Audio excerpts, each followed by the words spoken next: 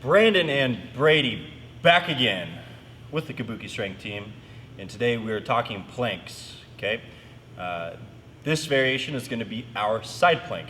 Okay, if you watched our regular plank video, you know that we do planks just a little bit different here than maybe how they're classically taught at Kabuki Strength. So Brady's going to assume the side plank position.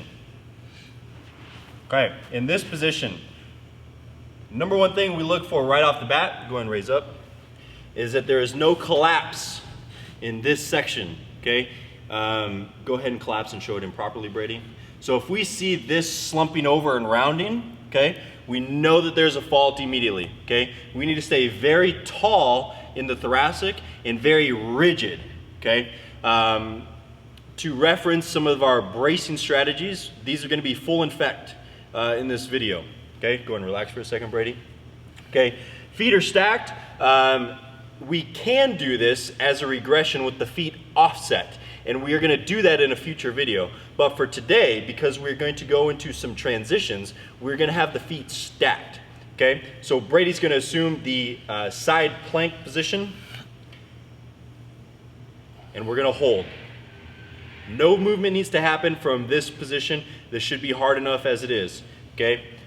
In this position, Brady's going to be very rigid in the anterior core from a bracing standpoint.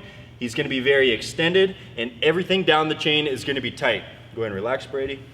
Next, we're going to take it up a notch, and we're going to have some transitions to a regular plank. Okay, the side plank is nice, but it doesn't quite get the full abdominal wall into it, maybe as much as we would like, or it doesn't really incorporate the trunk as much as we would like. So once you've established a proper side plank position, and believe me, you should start there, we're going to go through some transitions. Okay, so Brady's going to assume the side plank position.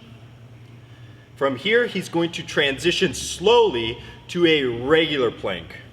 Forearm up, foot up, slow. Good. The key with this exercise is tempo, okay? We need to see a little bit more extension here, and we're gonna ask Brady to roll back to his original starting plank position as slow as possible.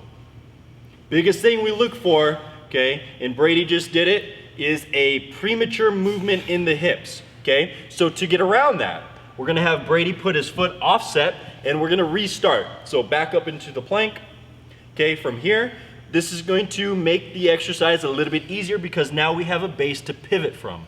Okay, go again, Brady. We're looking for any premature movement from the hip or the shoulder. Both of these need to be working in line. Now, we've already been doing quite a few planks with Brady here today, and he's already demonstrated a few, so there's probably a little bit of built-up fatigue. Okay, now he's gonna come back. As he comes back, we're gonna hold the hips tight.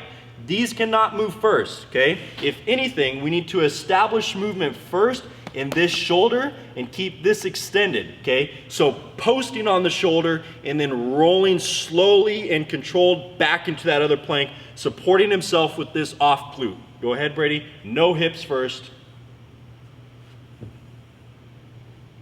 Open, extend that upper back. High hips, hold, and now slowly back. Establish that brace, slow. We want to hover off the ground if possible with that forearm. Good job, relax.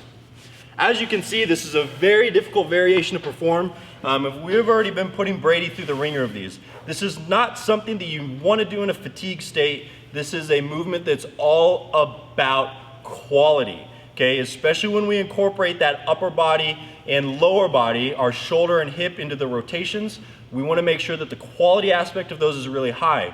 For any of you that feel like you might be twisted to one side, if you start moving with the hips prematurely or the shoulders prematurely, you're going to only negatively influence those twisted patterns. We need to reestablish the relationship of that oblique sling or posterior oblique sling in these rolls and get you out of those positions. So, Brady, anything you'd like to add to these side planks today? Yes, especially since this is getting towards the end of the progression. This isn't a race to the end. You want to be building up quality motor patterns the whole way up. Yeah, and there's a huge value in holding each position. Do not feel like you have to get right to the movement because that's the end progression. It's not about that. We're not going to record these in our logbook as PRs. We need quality. And you also want, it's also a good idea to have somebody else watch you do that, because I wouldn't have noticed that I was leading with my hips on that movement unless somebody was there to give me that feedback. Yep. All right, Brandon and Brady signing out.